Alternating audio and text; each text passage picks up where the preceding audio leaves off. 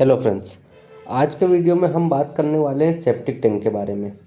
Septic tank हमारे घर का एक बहुत ही इम्पोर्टेंट हिस्सा होता है, इसीलिए आपको सेप्टिक टैंक बनवाने से पहले उसके कंस्ट्रक्शन की बेसिक नॉलेज ज़रूर होना चाहिए। तो जब हम अपने घर में सेप्टिक टैंक बनवाते हैं और अगर हमको इसका प्रॉपर नॉलेज नहीं है तो हम कुछ ऐसी गलतियां कर बैठते हैं जिसका खामियाजा हमको ज़िंदगी भर भुगतना पड़ता है। जैसे कि सेप्टिक टैंक का जल्दी भर जाना, बार बार लाइन चौक होना, सेप्टिक टैंक का लीकेज होना और सेप्टिक टैंक में से बदबू आना। इसीलिए सेप्टिक टैंक बनवाने से पहले इसकी कंस्ट्रक्शन मेथड के बारे में ज़रूर जान लें। तो आज के इस वीडियो में मैं सेप्टिक टैंक से रिलेटेड आपको कुछ ऐसी बातें बताऊंगा, कुछ ऐसी 25 इंपॉर्टेंट बातें जिनमें से एक भी बात अगर आप भूल जाते हैं तो आपको हमेशा अपने सेप्टिक टैंक की वजह से परेशान रहना पड़ेगा। वीडियो इम्पोर्टेंट है, वीडियो में एंड तक बने रहिए जिससे कि आपके सेप्टिक टैंक की वजह से आपको कभी परेशान ना होना पड़े। और अगर जानकारी पसंद आती है तो वीडियो को लाइक और शेयर ज़रूर कीजिएगा और चैनल को सब्सक्राइब करके बेल बटन को ऑन कर लीजिएगा जिससे कि आने वाले सारे अपडेट सबसे पहले आप तक पहुँच जाए। तो आइए सबसे पहले बात करते हैं सेप्टिक टैंक के डायमेंशन की, कि सेप्टिक टैंक का साइज़ हमको कितना रखना चाहिए। क्योंकि कुछ लोग अंदाजे से सेप्टिक टैंक का साइज़ रख देते हैं जो कि या तो इतना छोटा हो जाता है कि बार बार भरने लगता है या बहुत ज़्यादा बड़ा हो जाता है जिसमें जगह और पैसा दोनों लगते हैं। तो वैसे तो IS code 2470-1963 part 1 number of person के हिसाब से टैंक कैपेसिटी कंसिडर की गई है और 25 से 30 मेंबर तक के लिए सेप्टिक टैंक का साइज़ और कैपेसिटी बताई गई है। अब आप लोग अगर ड्राइंग बनवाएंगे तो आपका आर्किटेक्ट या सिविल इंजीनियर आपको सेप्टिक टैंक का साइज़ भी बताएगा, लेकिन जिन लोगों के पास ड्राइंग नहीं है उन्हें क्या करना चाहिए। तो सबसे पहले तो आपको याद रखना है कि आपके सेप्टिक टैंक की विड्थ यानी कि चौड़ाई कभी भी 2.5 फीट या 750 mm से कम नहीं होनी चाहिए। अब बात आती है कि सेप्टिक टैंक की लंबाई कितनी होनी चाहिए। तो हमेशा आपको याद रखना है कि सेप्टिक टैंक की जो लंबाई है वो इसकी चौड़ाई से 3 से 4 गुना ज़्यादा होना चाहिए। एग्जाम्पल के लिए अगर आपके सेप्टिक टैंक की चौड़ाई 2.5 फीट है तो जब हम इसका 3 गुना करेंगे तो हमको मिलता है 7.5 फीट। तो हमारे सेप्टिक टैंक की लंबाई 7.5 फीट से कम नहीं होनी चाहिए। तो लंबाई और चौड़ाई के बाद अब बात आती है गहराई की। तो हमारे सेप्टिक टैंक की गहराई 1 मीटर यानी कि 3.28 फीट से कम नहीं होनी चाहिए।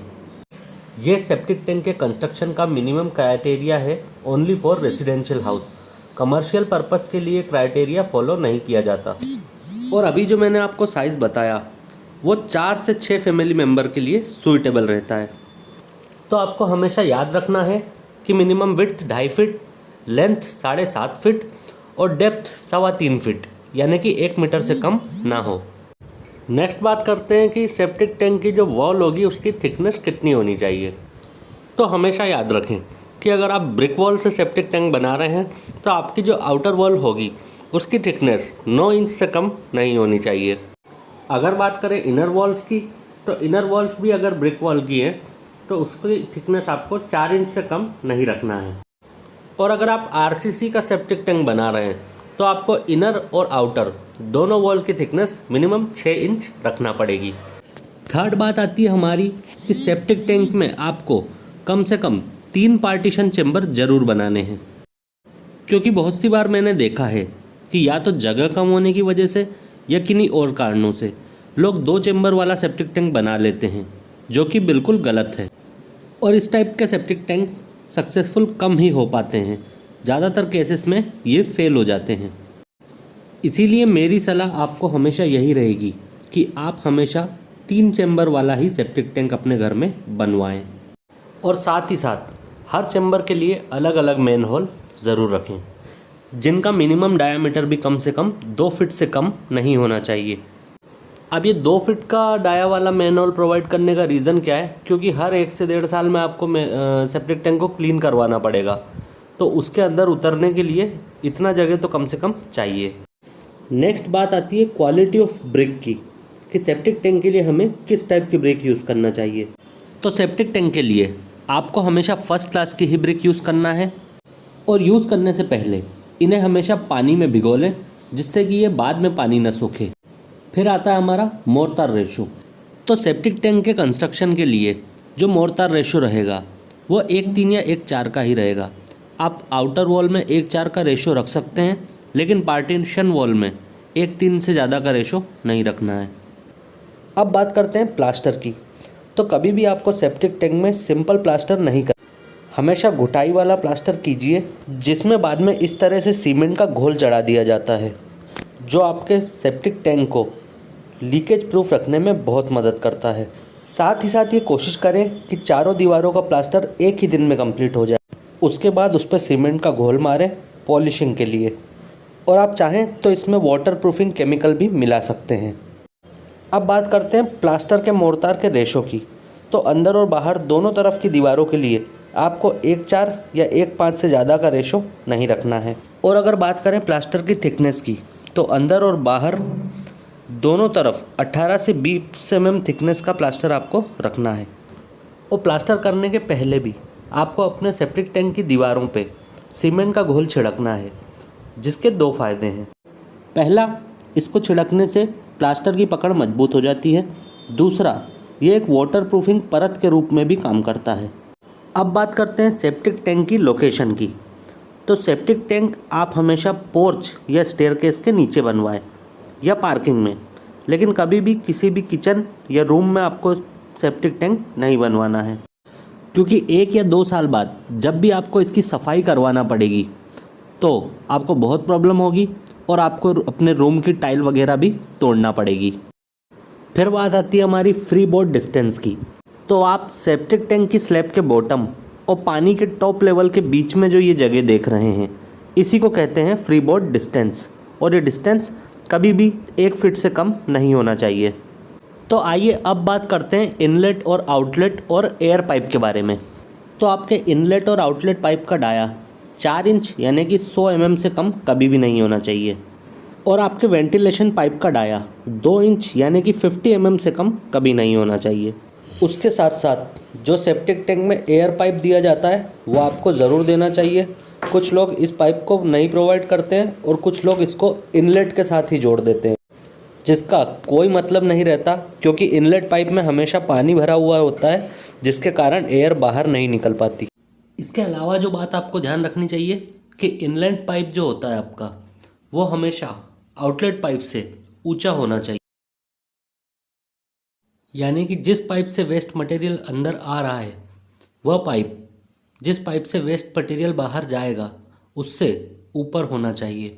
और हाँ, इन दोनों पाइप के बीच का जो डिफरेंस रहेगा वो कम से कम 6 इंच होना चाहिए।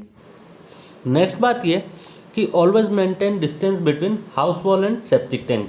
इसका मतलब ये कि आपको कभी भी सेप्टिक टैंक को अपने घर की किसी भी दीवार से सटा के नहीं बनाना चाहिए, नहीं तो इससे आपके घर में आगे जाके सीलन आएगी और हमेशा बदबू आने के भी चांस बने रहते हैं। नेक्स्ट हमारी 11वें नंबर की बात आती है कि हमेशा टैंक का जो बेस स्लोप होता है उसको 1:30 में रखें। कहने का मतलब ये कि नीचे जब आप बेस स्लोप देंगे तो वो स्लोप आपका 1 मीटर में 30 mm रहेगा। नंबर 12, अब हमेशा लोगों के मन में ये कन्फ्यूजन रहती है कि हम सेप्टिक टैंक कौन सा बनवाएं, ब्रिक्स का बनवाएं या आरसीसी का बनवाएं, कौन सा मजबूत रहेगा। तो देखिए, ऑब्वियस सी बात है कि आरसीसी का जो टैंक होता है वो सच में मजबूत होता है, लेकिन हाँ, ये भी बात सही है कि ये टैंक आपको थोड़ा सा महंगा पड़ता है। अब देखिए, बेसिकली आज के टाइम में जनरली 4 टाइप के सेप्टिक टैंक जो है ज़्यादा बनाए जाते हैं, ब्रिक का, प्लास्टिक का, रेडीमेड और आरसीसी का। अब वैसे तो ये चारों अपनी अपनी जगह पे ठीक हैं, लेकिन हर एक की अपनी कुछ लिमिटेशंस हैं। मान लीजिए आपके एरिया में वाटर टेबल ऊपर है, यानी कि ज़मीन में 5 से 6 फीट पे ही पानी आ जाता है, तो इस कंडीशन में सिर्फ आप आरसीसी का ही टैंक यूज़ कर सकते हैं। वहीं अगर पानी 10 फीट के आसपास आता है तो आप ब्रिक वर्क का टैंक यूज़ कर सकते हैं, उसमें कोई प्रॉब्लम नहीं है। और अब जो आपको स्क्रीन पर दिख रहा है प्लास्टिक वाला सेप्टिक टैंक, ये सिर्फ टेम्प्रेरी यूज़ किया जाता है। ये सस्ता तो होता है लेकिन मजबूत नहीं होता, और ये घरों के लिए रिकमेंडेड नहीं है। फिर आता है हमारा रेडीमेड टैंक। ये भी ऑलमोस्ट आरसीसी का बना होता है। ये सस्ता भी होता है और मजबूत भी होता है, और इसकी इंस्टॉलेशन भी काफ़ी आसान है। इसमें लेबर भी आपकी कम लगती है, सिर्फ एक गड्ढा करके इसको अंदर रख देना होता है। तो अगर आप कम बजट में सेप्टिक टैंक बनवाना चाह रहे हैं तो आप रेडीमेड की तरफ जा सकते हैं, अगर नहीं तो फिर आप ब्रिक वर्क या आरसीसी वाला बना सकते हैं। नंबर 13, और ये वाला सवाल मुझको अपने कमेंट्स में भी बहुत ज़्यादा देखने को मिला था।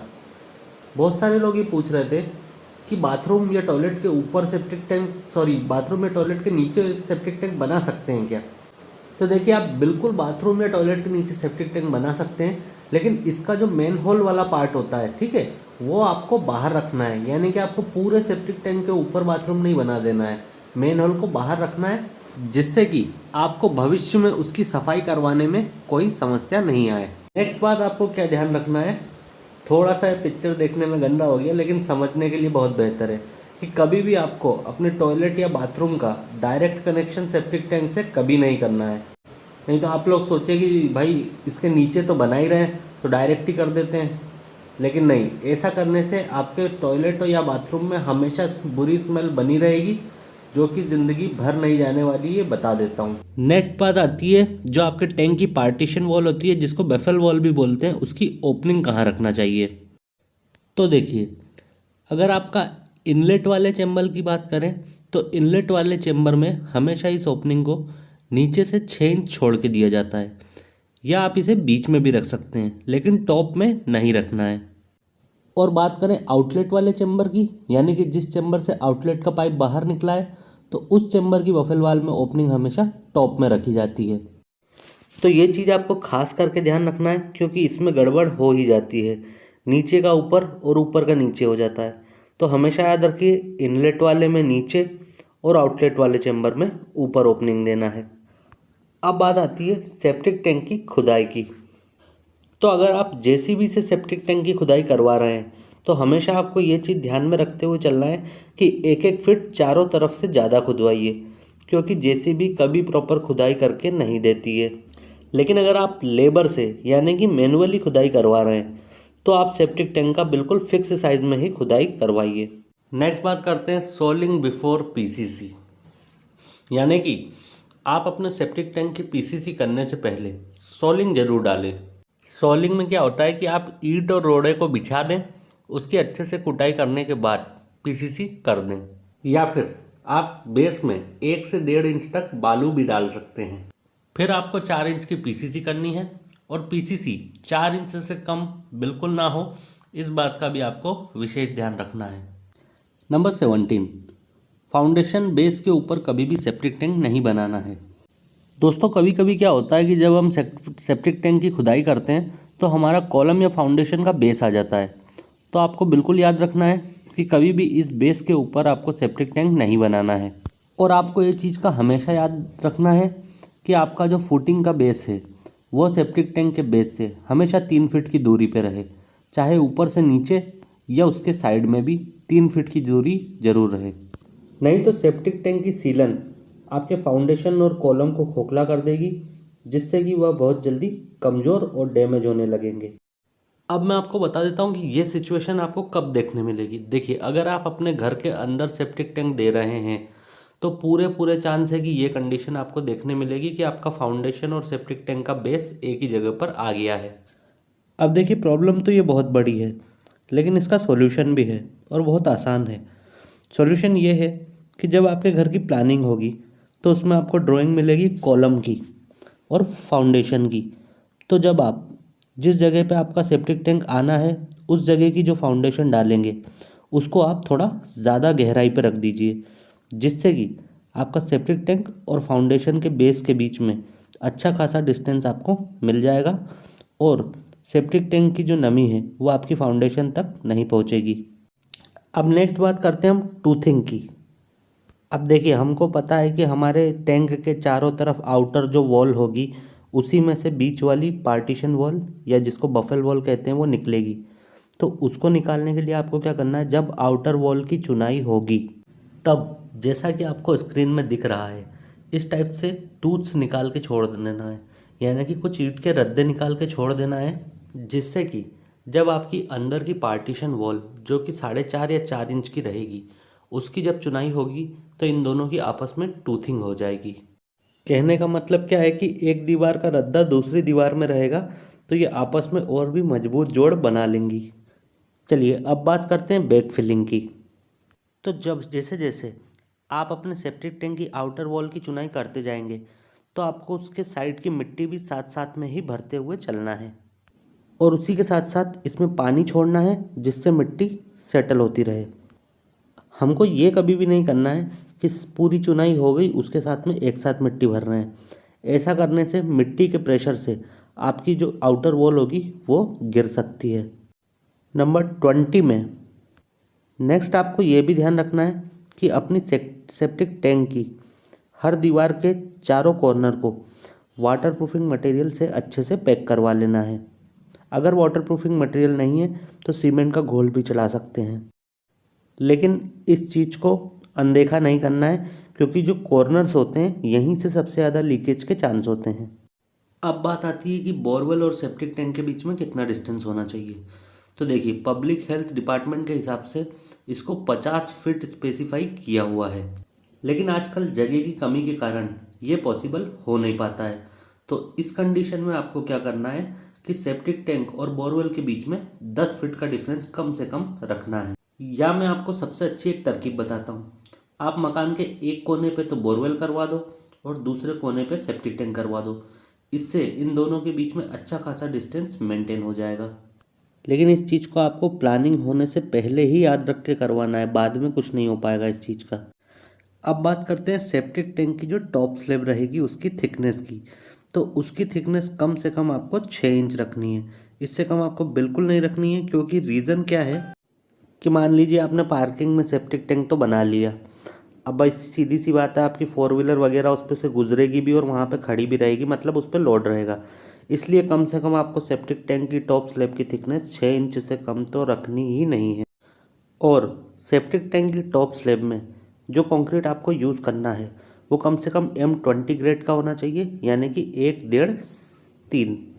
अब बात करें कि इसकी टॉप स्लैब में सरिया कौन सा यूज़ करना है, तो हमेशा याद रखना है आपको कि आपको 10 mm का सरिया मिनिमम यूज़ करना है, और जो स्पेसिंग रहेगी वो रहेगी उसकी 6 इंच सेंटर टू सेंटर।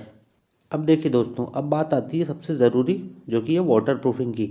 तो चाहे देखिए PCC हो, चाहे अपना चुनाई का मोर्टार हो, चाहे प्लास्टर का मोर्टार हो, चाहे आपका टॉप वाली स्लैब हो, आपको हर चीज़ में वाटर प्रूफिंग केमिकल मिला के ही काम करना है। आप किसी भी कंपनी का वाटर प्रूफिंग केमिकल इस्तेमाल कर सकते हैं, लेकिन मैं आपको सजेशन दूंगा कि आप डॉक्टर फिक्सिट का 101 LW+ यूज़ करें, बहुत ही अच्छा रहेगा आपके लिए। अब देखिए, हमने इतनी सारी बात की आज सेप्टिक टैंक के बारे में, तो अब आज की सबसे आखिरी और बहुत ही ज़रूरी बात कि भाई खर्चा कितना आएगा इसको बनाने में। तो देखिए, 6 से 8 लोगों के लिए एक सेप्टिक टैंक बनेगा जिसका साइज़ रहेगा 9 फीट लंबाई, 5 फीट चौड़ाई और 6 फीट गहराई। तो अगर आप ब्रिक वर्क का बनाते हैं तो आपका खर्चा आएगा लगभग 40,000 रुपये, और सेम साइज़ का टैंक अगर आप RCC में बनाते हैं तो आपका खर्चा आएगा 60,000 रुपये के आसपास। तो फ्रेंड्स, ये 25 बातें अगर आप सेप्टिक टैंक को बनवाते हुए ध्यान रख लेते हैं तो आपको सेप्टिक टैंक में कभी भी कोई प्रॉब्लम नहीं आएगी। तो चलिए फ्रेंड्स, आज के वीडियो में इतना ही। उम्मीद करता हूँ सेप्टिक टैंक से जुड़ी हर डाउट आपका क्लियर हो गया होगा। और यार, वीडियो अगर पसंद आई है, जानकारी अच्छी लगी है, तो वीडियो को लाइक और शेयर करना बिल्कुल मत भूलिएगा। क्योंकि दिखने को तो ये एक 20 मिनट की वीडियो है, लेकिन इसको बनाने में मुझे 3 से 4 दिन की मेहनत लगी है। तो अगर आप लाइक करेंगे तो मुझे भी मोटिवेशन बना रहेगा आपके लिए इसी तरह की वीडियो लाते रहने का। चलिए फ्रेंड्स, मिलते हैं अगले लेक्चर में। तब तक के लिए देखते रहिए बी लाइक इंजीनियर्स।